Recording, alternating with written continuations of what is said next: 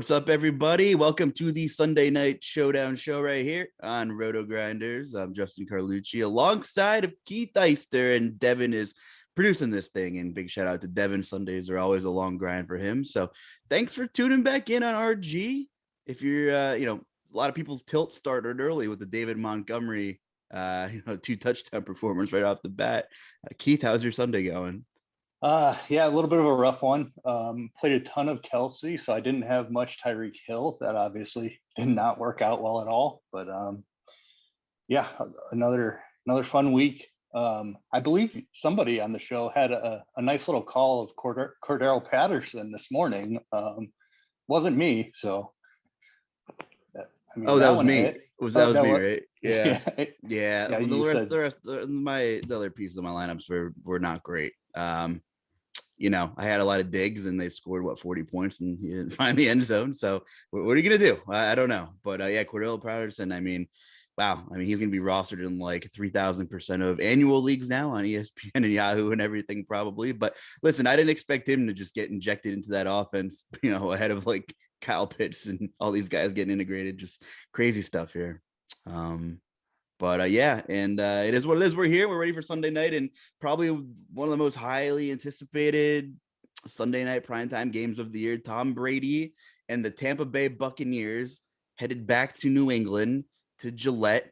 That still sounds weird that I'm saying Tom Brady and the Tampa Bay Buccaneers. I know we're like a Super Bowl behind at this point already that he already won, but it just doesn't sound right. It's just weird him going into Gillette as a visitor. So what are your thoughts on this one collectively? 28 total for Tampa Bay, 21.5 for New England. Give me like your macro view of this one. It's all about the narrative, right? Like Tom Brady coming back. He's going to want to put it to Belichick, I think. And I don't generally play narratives like revenge games and all of that is not something that I'm typically into. But I think I'm making an exception for Mr. Brady tonight. The best to ever do it. This is like the revenge spot of all revenge spots. So I don't know. I'm having a hard time seeing any other way to play this slate. Obviously, game theory says that you should probably be looking to do other things than jam Tom Brady into 100% of lineups like I'm doing. But I just played the 20 max today. I'm running out 20 Brady captain lineups. I generally fade quarterback and the captain. But I think he's going to drop back, 40, 50 times in this game. And I think Tampa Bay handles him pretty easily. All right. Well, that being said, for, optimal lineups, your role, it sounds like you're partial to rolling out Brady in most formats. Typically for tournaments and GPPs, the leverage is with one of the pass catchers, typically. So you're making that exception across the board tonight, Keith? I am. And it's just the way that Brady spreads the ball around. I think that you could see 3 to 5 different guys catch touchdown passes tonight. And in that scenario, it would be difficult for one of the pass catchers to outscore Brady. Especially immobile quarterbacks. Like I don't ever do it on Showdown hardly. But I just think like he's absolutely going to come out throwing to break the record right away. And I don't think they stop. So that's the way I'm handling it. We can definitely get into the game theory, because that is going to be what the field is doing too. Like, that's the most popular build. So we can definitely discuss some of the pivot options if you're not into the Brady chalk. Yeah, and our Showdown Slate article Alan put together did a great job with that. So check that out. But yeah, I mean, ownership is for captain looks like it's going to be, minimal on the New England side of the ball, and as kind of expected there. And Mac Jones, one of the rookie quarterbacks, just that isn't really lighting it up yet, I guess you could say. So that being said, we saw there's a good amount of leverage with the 3-3 builds. What are your thoughts on that? I don't have a single 3-3 build in my portfolio. I'm basically throwing out the data for this slate. I mean, the Slate IQ Showdown article is generally like my first resource, and I follow that like pretty much to a key. I'm not doing that tonight, and that's just because of the Brady narrative and the way that I think that they come out and play this game. So just throwing out the numbers for one day. Yeah, no, I totally understand. And, there's several pass catchers you can use with Brady, which is obviously typically a headache, but, the man has 10 touchdowns through 3 games, and he's cruising. That being said, looking at these Tampa Bay pass catchers, what are your thoughts now that we're assuming Antonio Brown is back to a full go here, coming in at a little bit of a price discount compared to Godwin and Mike Evans? Yeah, I'll be interested to see if he really comes in. Right now, we have him projected as the lowest of the 3, but the price is definitely useful to help you do other things in your lineup and not have to punt with some ugly stuff that we'll get into, which are viable certainly, but obviously, if you can save money with Antonio, it helps you spend some money elsewhere in your lineup. So Antonio Brown is my favorite play. I think he probably comes in equally owned as Evans and Godwin, if not more owned. He did miss last week, so maybe some people are afraid of that, but it was just an illness thing, no injury or anything like that. He should be full go. So I'm not concerned about Brown at all. Yeah, neither am I. Everybody was freaking out, all the Mike Evans owners after week 1, 19 targets. 19 targets, 10 against LA, 9 against Atlanta, and 6 versus Dallas. So I think we can put the Mike Evans concerns behind us. It is probably not ideal to play all of Brady's pass catchers together. So, in your Brady builds, how do you pick 2 of the 3 of them? Let's start there. You have to rotate, because there's no way that you can say, I know this guy is the one that's going to have the big game today. I'm not into like breaking down individual cornerback matchups or anything like that. I don't know that there's ever rhyme or reason why a certain guy explodes, like Kelsey and Hill today, for example. If you read a lot of the information around that game, it was the Eagles play zone and Travis Kelsey should eat over the middle of the field. Well, it turns out Tyreek Hill is the one that exploded. So I generally read that stuff just to get a feel for what everybody else is doing. But as far as my lineups, I'm not paying attention to that. Okay, that's fair. So what's your lean here? If I said, Keith, give me 2 of the 3 pass catchers, and why? Is it just kind of based on what value you're filling in with the rest of your lineup? Yeah. So I think my favorite thing, the one I own the most of, is Antonio Brown and Cameron Brate. It's price sensitive. Like Gronkowski's out, obviously. So Brate should take over the role. Obviously, OJ Howard is lurking there too. I've got plenty of him. But Brate has had a role even with Gronkowski on the field to an extent. So I really like taking some shots on him. I think he'll be the lowest of all 4 of them. And you save some money. You get to pay up for some Patriots pass catchers too. Tampa Bay has the best run defense. I don't know how much that they're going to be able to run on this Bucs defense. So I want to play some Patriots pass catchers, and to play Brady and the captain, you're using a good chunk of your salary. So that's kind of how I'm playing it. Is I want to be able to get up to like a Jacoby Myers or a Nelson Agholor or Kendrick Bourne coming back on the other side of this Brady stack, just because I think they get out to a lead and New England ends up throwing the ball quite a bit. Okay, so that's your favorite game script, playing past catch up with Mac Jones and company here. We talked about Brady, so talk to me about Mac Jones. Where does he fit in your builds? Is he too expensive for his production? Like, is he a necessity if you're playing that type of game script? Is Mac Jones a necessity? It is hard to get him and the pass catchers I was talking about in.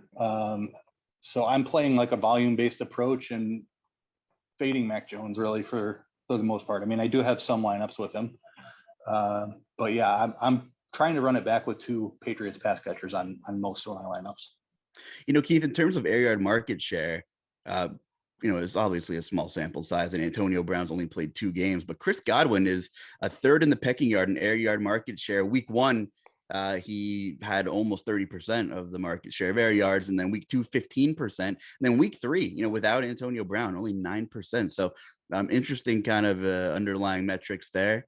I'm kind of with you on Antonio Brown. I think he'll be the least popular captain of the 3. I know we have some ownership projections in our premium article, but that I think Brown makes for an interesting leverage play here. We talked about the Brady narratives. Do you buy any of this Bill Belichick nonsense, or some people argue for it or against it, that he takes away the other team's best player? Right? We've heard it since elementary school. This is what Bill Belichick tries to do. Who is Tampa Bay's best player? Who's he going to take away? Is he going to limit Mike Evans or try to limit Godwin and then the other 2 feast? Like, is that why it's kind of hard to play all 3 of those guys? Because you can find punts, and we'll get into some value pieces shortly. But are you buying the Brady takes away the best player kind of thing that he's been saying for years? I do buy into it a little bit, but like you said, who is Tampa Bay's best option? I mean, I don't know if he wants to shut down Evans or if he wants to shut down Godwin or Antonio Brown. I don't know the answer to that, so I didn't really factor it in. I mean, that's just kind of where I stand, and that's why I decided to go the route of just locking Brady in, and then I'm going to rotate the pass catchers to make sure I end up with the right combination of the 2 that do exceed the production of the others. Flipping sides here, based on volume alone, Jacoby Myers is in a good portion of my builds. I think he warrants that price tag based on volume. After that, it's kind of anyone's guess. Just kind of Mac Jones has not been efficient. So Nelson Agholor has been extremely underwhelming, which I think he makes for a very interesting large field GPP candidate here. But if I'm playing optimal stuff or cash games and I need a New England piece here, I think Myers has a pretty safe floor. And I like the game script that you mentioned, that New England's most likely going to be trailing by double-digit points. I think here, 29 targets through 3 games is absolutely nothing to sneeze at here. So I think there's a huge gap between Myers and the rest of these New England pass catchers. What are your thoughts on New England side of things, sir? Yeah, I completely agree with you. And it's the usage that you were speaking to. 14 targets last week. Myers is to me the clear number 1 in this offense. Like I said, in most of my lineups, I'm trying to pair 2 of these guys together. So I'm looking at Agholor and Bourne plenty as well. Obviously, we got to talk about the tight ends too, because they're going to be involved. So it's Myers as the clear best. And then I think I like going to a tight end before Agholor or Bourne. Yeah, well, let's segue into that. Jonnu Smith, Hunter Henry, Robert Kraft and company spent a lot of money to bring these guys in, and it's been a timeshare, and the results have been subpar for DFS players and fantasy players. We got to talk about tight ends on both sides. Cameron Brate significantly outsnapped OJ Howard after Gronk got hurt, but it's a new week, and the tight ends are a big puzzle piece to tonight's slate on both sides. I'm light on New England's tight ends just because there's not a ton of volume. I think they are going to have trouble moving the ball, and I know that's where Jonnu Smith and Henry are the most effective. That's my line of thinking here. I think it's more of I want yardage guys like Jacoby Myers on the other side when they're trailing by 10 to 14 points probably in the second quarter, and that's the game script I'm going with there. So I'm light on the New England side of things, but on the flip side, I really like Brate and I really like Howard, and I think there are tournament teams where you could maybe get away with playing both of them. So I'm not totally dismissing that, I can't play both tight ends thing. A lot of correlations are thrown completely out the window in Showdown, right? There's stuff you do in Showdown that you wouldn't do on main slates. And I'm very interested in some of these Tampa Bay tight ends, but not so much personally. I'm pumping the brakes. I'm playing Hunter Henry or Jonnu Smith altogether. Yeah, I think that you touched on something very important, and I'm doing that in a lot of my lineups too, is Brate and Howard, just because I think they can share the snaps, and they'll run some two tight end sets as well. So definitely can see the scenario where Brady throws a touchdown to each of them, and in that case, I want them at their price tags. That's why I'm a little bit lower on Godwin and Evans. Are they the best players in the offense outside of Brady? Probably, but at their price tags, you might need more than just one touchdown and at 60 yards or something like that. Like Evans could do that and not matter at all for the optimal lineup. So that's why I'm much more interested in Brate and Howard because of their price tags. It really only takes one touchdown, and then they're in consideration for the optimal. Yeah, just in terms of targets, let's see. Jonnu Smith has had no more than 6 in any game this year. Kendrick Bourne played more snaps last week than he did in any previous week. I know they were significantly trailing throughout most of that game. Same deal for Hunter Henry, 3 targets week 1, 4 week 2, and 6 in week 3. I mean, not terrible, not terrible. I just think, Gronk was playing 90% of the snaps basically before he got hurt on the Tampa Bay side. So we could expect more opportunity, for the tight ends with Tampa Bay, I'm thinking here. And, just using our RotoGrinders premium usage app, which is awesome, by the way, because you have a lot of data right at your fingertips, whether it's targets, target market share, air yards, ADOT, whatever you need is right in front of you. I think the picture is going to be painted a little clearer on Tampa Bay's side, filling that void of Gronkowski, who will not be returning to Gillette this week. So since we're still talking pass catchers, tight ends, and we got to bring up Kendrick Bourne. He's like Mr. Showdown himself, kind of that Willie Snead type of guy that everyone loves to play on showdown slates. And Kendrick Bourne won a lot of people a lot of money in his 49ers days on these single game slates here. So 3 targets week 1 for Bourne, 3 week 2, and then 8 in week 3. Are you buying into Kendrick Bourne at all tonight? Yeah, I mean, the way I'm building, I definitely am. Not because I think he's a fantastic player or anything. The usage bump last week was nice to see. I think he picks up quite a bit more ownership than Agholor in this spot because of that spike week last week. But yeah, I have plenty. Just the way I'm building, like this is my core of my lineup build right here. The same guys that we've been talking about. Okay, cool. Now we kind of went backwards here. We talked quarterbacks, we talked pass catchers, and if there's anybody I'm omitting, I see some N'Keal Harry questions in the chat, and we will get to questions shortly. So before we get to the running back situations, do you have any N'Keal Harry? And like, is he gonna play tonight? Is the question. I'm not sure that he even sees the field. Active for the first time this season. They had all the trade rumors and things like that before the season during camp. I don't know what his role is.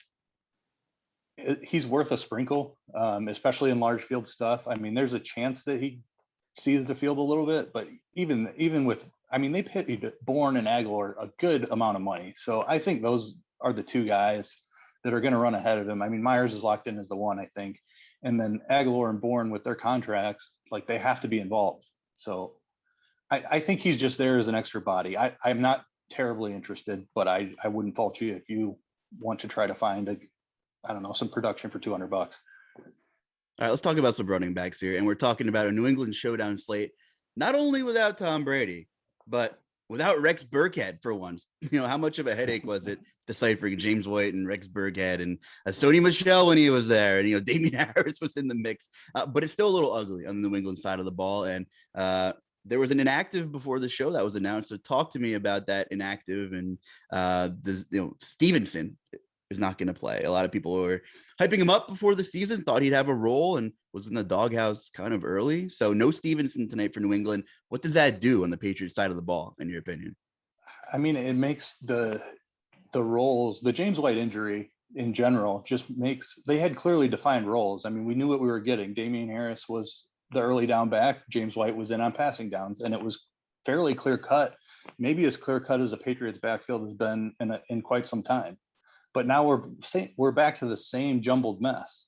I'm confident that Damian Harris is still going to see the early down work, but does he now receive part of the passing work as well? Does JJ Taylor step in? Is Brandon Bolden involved?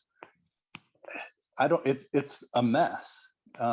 I mentioned the Bucs run defense, so I don't have a ton of interest in Damian Harris because I don't see the path for him to having a good game in the game script that I'm building for.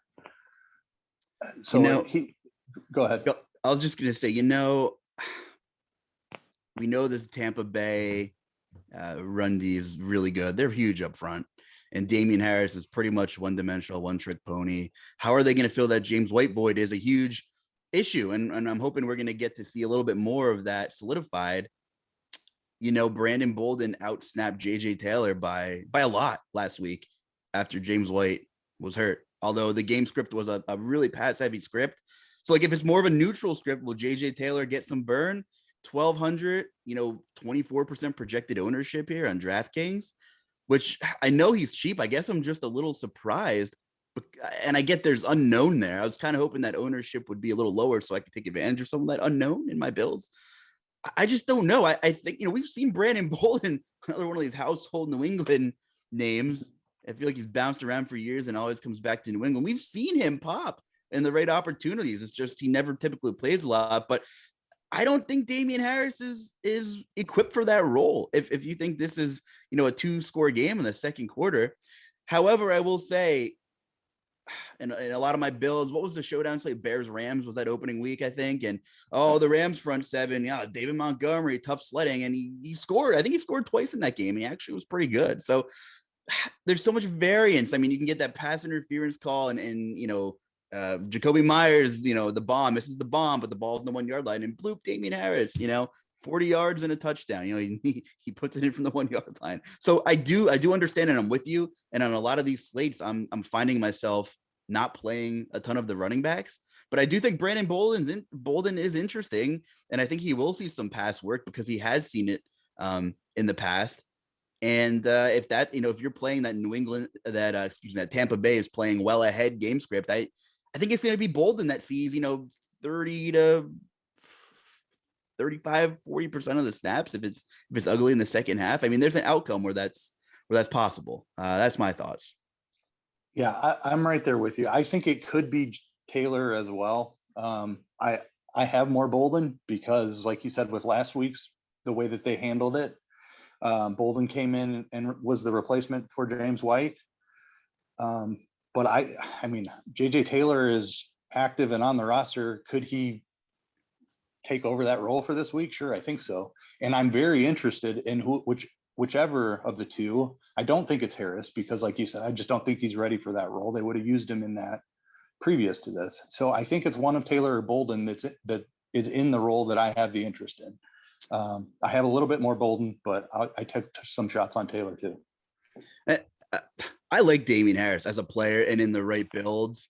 I just don't know if it's tonight, unless you think New England plays from ahead, which is certainly going to be the contrarian, like, game script theory, build your lineup thing around, right? But I other than that, at his price, I have a tough time envisioning him returning value in tonight's game. But I get it. It's definitely a contrarian look, and it's not one that I'm willing to dabble with tonight.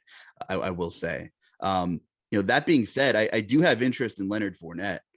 We have him projected at about 10% captain ownership, and about just a little over 30% in the flex on DK. So there's this big positive Tom Brady returning narrative, and one guy that could totally kind of be some leverage in a game script, or however you're envisioning this happening is, Tampa Bay could put up 28 points, which their team total is 28, and Leonard Fournette could score 3 times on the ground. Like, Brady could do all the work, get inside the 10, boom, running it with Leonard Fournette. So I don't typically play running backs at captain in showdown, but I do have mild interest in playing Leonard Fournette tonight and kind of dialing back some of those Tampa Bay pass catchers, because they're going to soak up a lot of ownership in the flex as well. So talk to me about Leonard Fournette tonight. Is he kind of a leverage point against Tom Brady? Yeah, he's definitely a leverage point. And he's my preferred way. If I was going to, like I said, I'm not doing it tonight, but if I was going to find a way to fade Tom Brady, it would be through Leonard Fournette rather than the Patriots. I like exactly what you laid out there, and that's Leonard Fournette gets the touchdowns. The problem I have with that, and why I didn't decide to go that route, is the Bucs throw so much when they're in close, kind of like the Packers do, like with Devontae Adams. It was Randall Cobb today, of all people, that got the 2 touchdowns from like inside the 5. Yeah. But the Bucs do the same thing. So I don't think it happens often enough where Fournette scores 2 times and ends up the highest scoring player on the slate. That is something that I was willing to do, but I do think it's a viable strategy, more viable than like the Patriots come in and blow out the Bucs. It's possible that if you think this is a slaughter and you do like a 5-1, that maybe Fournette scores twice and Tom Brady is raw points, needed for raw points. Maybe he throws 2 touchdowns and has like, 250 yards or something, right? Like on DK, like maybe he might be optimal at flex if he doesn't have, the game everybody wants him to have tonight. But if New England does absolutely nothing, which is possible with Mac Jones in this offense, then there is an outcome where I think you could play them together. It's just not my favorite. It's not like Fournette's not getting targeted. I'm looking at Ronald Jones's game log here, and Giovanni Bernard is out. So that kind of makes this whole thing even more interesting on how these backs are going to be utilized on the Tampa Bay side too. Ronald Jones had 3 targets and they were all in one game against Atlanta here. And I think Fournette has about a dozen targets this year, I think collectively. No, he's 14 targets. I mean, they have to have a little confidence in him and catching some balls out of the backfield here. So everybody wants Ronald Jones to have that effective role. Last year it was like, oh, PFF ranks him number 1 in like elusive tackles, like whatever the hell it was, right? He had a high grade a year or 2 ago, and oh well, Ronald Jones is the starter, says Bruce Arians another week, and it just isn't like he can say what he wants, but he just doesn't have any kind of stranglehold on a huge role in that team. I think you're going to see a lot of Fournette tonight, even in some passing situations. I think you laid out some excellent points. That is exactly how I built my lineups. I'm playing as much Fournette as I am Godwin and Evans. I think most people are going to build their Brady stacks with Godwin or Evans as the primary pass catchers. I'm playing it that Fournette gets a dump off and takes it to the house. So I included him in my Bucs pass catchers, and I want 3 of them in every lineup. I think you can go 3 when Fournette's going to get carries too. So obviously there's a path to him getting there. And if he scores a rushing touchdown, I think like you mentioned, it's possible that Brady and Fournette, even if Brady doesn't throw one to Fournette, I think it's possible that they're both optimal.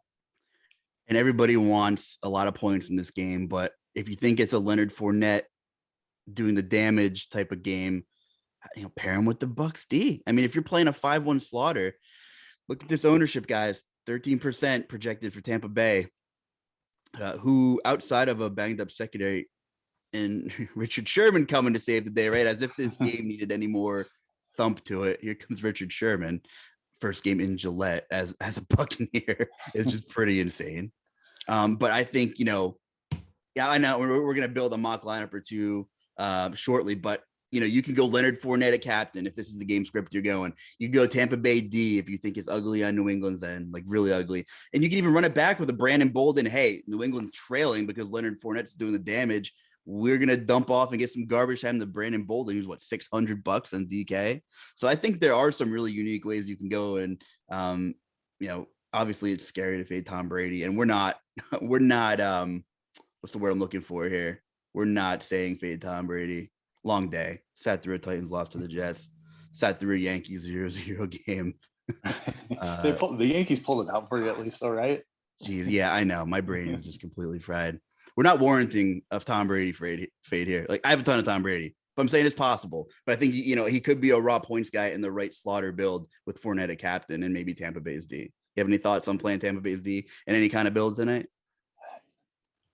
I don't have a ton. I like the shootout type of script more. It's the trouble in the secondary for the Bucs for me. I think New England tries to run it for the first few drives and don't have a lot of success, and that's how Brady gets out to the lead.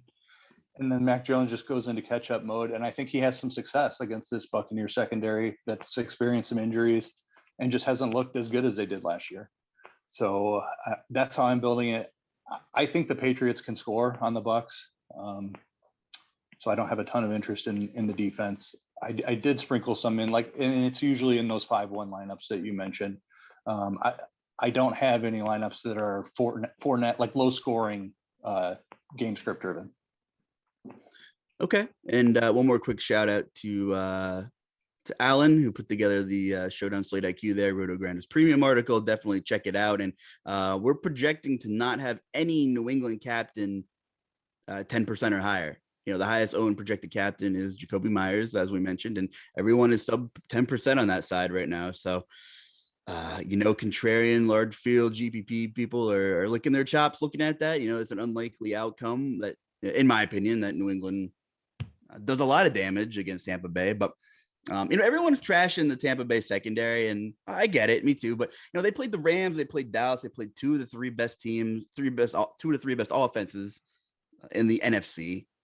They gave up some points to Atlanta, sure, but they had 3 takeaways. So I don't know. I don't think we can totally write off this Tampa Bay secondary just yet, but I think they're in position to do some damage up front against that New England offensive line. So let's make a build or two here. We're on DraftKings. You can see the lineup preview on the right side of the screen, right here on Lineup HQ. And you know what? We talked a lot about, hey, which pass catcher do you want to go with? Do you go with Tom Brady? I know you and I don't typically play quarterback at captain here.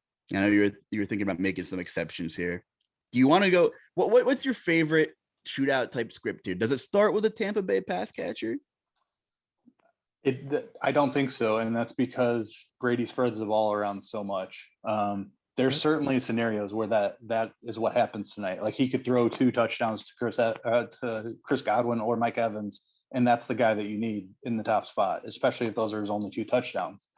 I'm playing this like Brady's going to have 4 touchdowns to 4 different guys. So that's why I decided to run Brady in the captain. I'm definitely not opposed to running pass catchers in the captain though. We will roll with Tom Brady there, and you're absolutely right. The guy's made a historic career of spreading the ball out. And, if that's what you're playing for, totally get it. It's very possible he throws 4 touchdowns to 4 different guys or 3 to 3 different guys. And I think that bodes well for a guy like Cameron Brate. I have a ton of Cameron Brate. And I have a little bit of OJ Howard too, but Cameron Brate, I think, is my first stop for value. And he just always, I tweeted the other day, death, taxes, and Cameron Brate always becoming relevant somehow every season. So I want to throw Cameron Brate in here. Are you okay with that to go in for some value? Absolutely. Love it. Okay. And, talk to me, Brate versus Howard here. Like there is some unknown with Howard. Are they going to, how much is he going to play? Antonio Brown's back. We know they run a lot of 3 wide stuff, obviously, 3 of the probably the best receiving corps in the league, arguably. So what's the gap here between Brate and Howard, and kind of like what's the ceiling of the two? Or I know it's really hard to gauge here, put me on the spot. Yeah, I mean, it is difficult, but I think that their roles are like how they're going to get there. If they get there is what's different for me. Like Brate is going to be targeted in the red zone. I feel like Howard probably needs a longer touchdown, but he's a much more athletic guy than Cameron Brate. So I'm playing Howard to catch something like from the 30-yard line and take it in from 30 yards out. Cameron Brate is the guy I'm looking to when it's the ball sitting on the 5, and I'm just hoping they don't hand it to Leonard Fournette, that they throw it to Brate. So, and certainly both of those scenarios could happen in the same game, which is why I think it's viable to play them together. I don't, as far as usage and who's going to be on the field more, I'm not really sure, and I don't know that it matters because I'm hunting for a touchdown here with these tight ends. Okay, so we have Brady at the captain and Brate at flex. You like the shootout type of build here? Point me in the next direction here. Well, I think we both agree that for the Patriots, the number one option is clearly Jacoby Myers. So let's go ahead and get him in here. We can go a couple of different ways after that, but I think Myers is going to be the guy, if the Patriots are trailing, that's racking up the targets, moving the ball down the field. I like him as the Patriots run back first. Okay. Yeah, I'm with you on that. Okay. You said he's going to spread the ball around, right? So I'm imagining you want another Tampa Bay pass catcher or 2 in this lineup. So at least one. Yeah. It's Antonio Brown's price that just makes him the one that fits this type of build the best. I don't know who's going to get the targets today.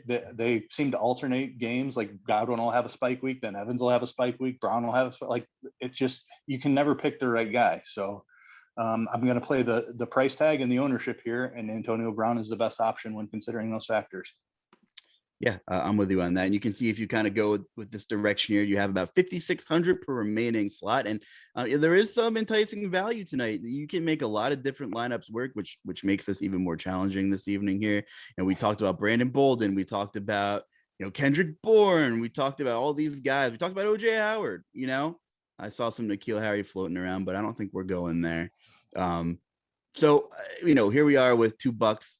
$3 and when Jacoby Myers from New England. Or what would you do? You trying to do like a 4-2 or a 5-1? What's your optimal-ish style here with this format?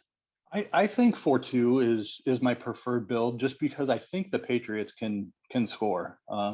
Mac Jones has looked pretty good.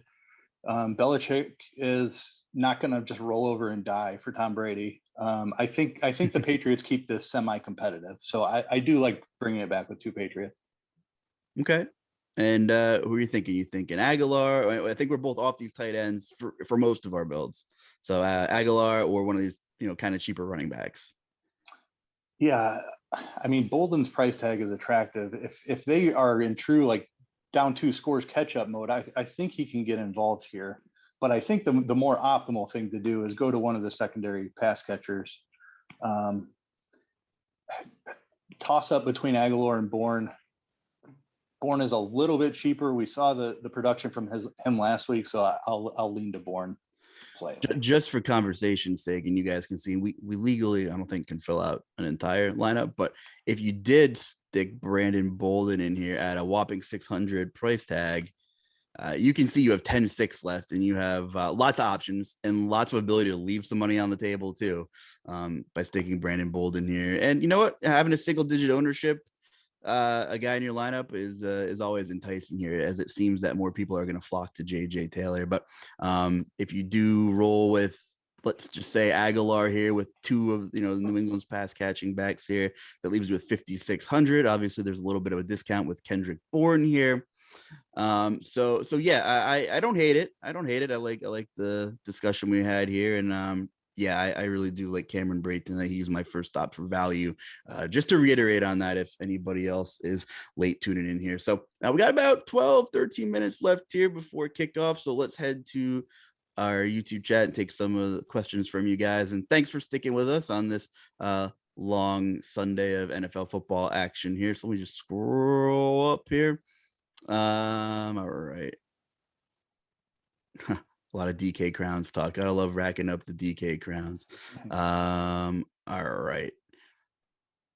Oh, Eric, I know you're in on all these showdown shows. Thanks for participating, and I like your style here. AB at captain, Eric said, and I think we're on the same page here tonight. Ownership and price tag thing, makes AB super appealing to me too. Less yapping, more breakdown. Ben said, sounds like you're having a bad day. Go get a coffee, bud, and get ready for the game. Let's see here. Talking about leverage and what's the opto build we had in the chat. So 3-3 had the most leverage, but it seems like 4-2. I don't have the IQ article in front of me. Talk to me about opto build here, Keith. I do still have it. Appearing in top 1% of the lineups, the 3-3 is still the one. So it happens the most often, and it has the most leverage. So yeah, I think if you're building optimally, you're looking at a 3-3. Okay. I got a FanDuel question coming up in a little bit. So if you want to load up FanDuel on your end so we could take a look, we'll get to that momentarily here. Another question. I'm getting Jacoby Myers at captain. Thoughts? You know what? You can make a 3-3 work with Jacoby at captain.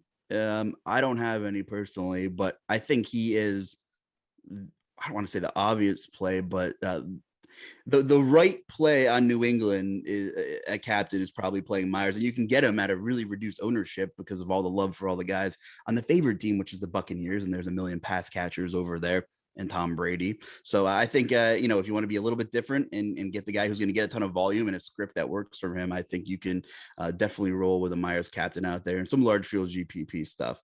Okay, so on FanDuel, Keith, Is 4-1 the play, or would you mix in some 3-2? That is interesting. You know, we covered a lot of DK. Obviously, FanDuel's format is a little bit different over there. So what are your thoughts on 4-1 versus 3-2 on FanDuel, Keith? So obviously we don't have the showdown article for FanDuel. It's DK specific, so it's a little bit harder to know like what has been optimal in the past in this type of a game. So I guess it just kind of depends on how the salaries break down, and where the production comes from. It looks to me like 3-2 is just running some optimal lineups here. 3-2 is very viable. I think you can go 4-1 if you want to, but I'd probably side with 3-2. You know, some more N'Keal Harry questions. And yeah, I mean, he got activated off the IR. Some more unknown just to add into this. I don't have a lot of Harry. I like some of this other value, and just having Cameron Brate at that price, you may not even have to dig deeper than that 4K range in some of your builds. So I totally get going with N'Keal Harry. I just wonder if they're going to ease him into action. You know, Mac Jones has had a lot of time with Jacoby Myers and Agholor and even Kendrick Bourne at this rate. So I'm not sure how many snaps Harry is going to see. I don't know for sure, but that's just kind of where I'm at here. My guess is maybe he sees like 15 snaps, something like that. What? Yeah, I don't know what their incentive is to play him over Bourne and Agholor.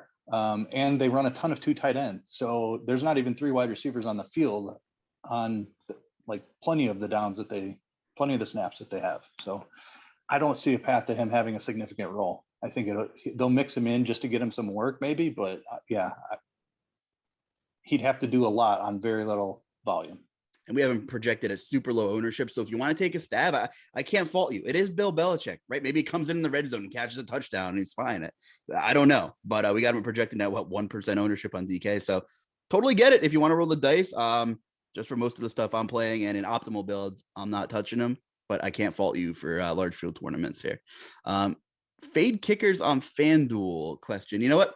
Game like this, kickers go overlooked. And there's a questionable tag next to Nick Folk's name too. And I got to make sure he's in before I say it. But I thought Nick Folk was kind of really interesting on DK. I know this is a FanDuel question, but for a team that just doesn't really finish drives, young quarterback is kind of screaming that for a good fantasy season from their kicker, sub 20% here. Yeah, that's probably about right for Nick Folk. So let me make sure he's in first, as we've been yapping quite a bit here and putting some lineups in. He is in. I double checked because I do have some Nick Folk. I used him as my second Patriot in a fair amount of lineups. So I think he's definitely viable. Like you said, good chance that the Patriots can move the ball a little bit here and then just stall out in the red zone. The Bucs defense tightens up and he gets a couple of field goals. Please don't say tighten up or anything to that origin today. It's a bad day for the tighten uppers. It's okay, man. All right. Bolden Cash on DK. As much as I love Bolden for tournaments, I've been talking about him like the whole damn show. I think you can go someone with a little bit of a higher floor. The fact that JJ Taylor, we have projected soaking up so much more ownership than Bolden would probably get me off of playing Bolden in cash on DK. What are your thoughts here? Man, yeah, it's super risky. Like there's a scenario where he doesn't see the field and JJ Taylor has the role. I don't think that's the likely scenario.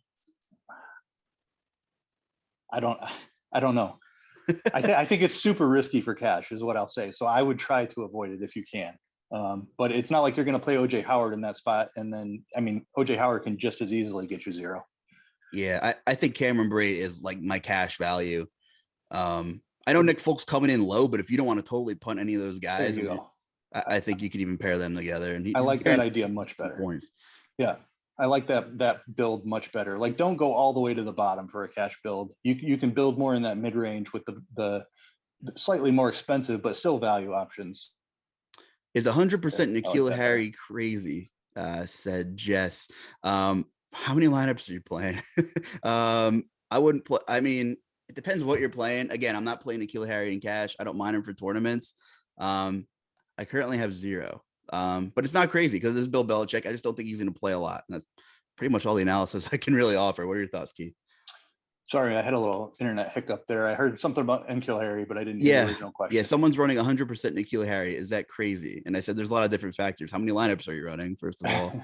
And, you're not playing. I mean, no one's playing N'Keal Harry in cash because there's 1%. That's just not, I go where the ownership goes for the most part, right?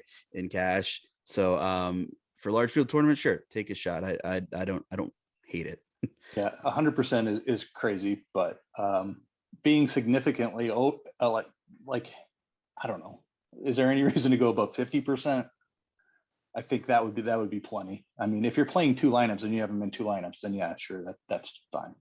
Absolutely. A lot of ownership questions. Check out the Showdown Slate IQ together premium article. Alan did a great job with it for sure. What about JJ Taylor captain? You'll definitely be able to pile in a lot of these high floor guys around him that you like. So is the JJ Taylor captain build viable, Keith?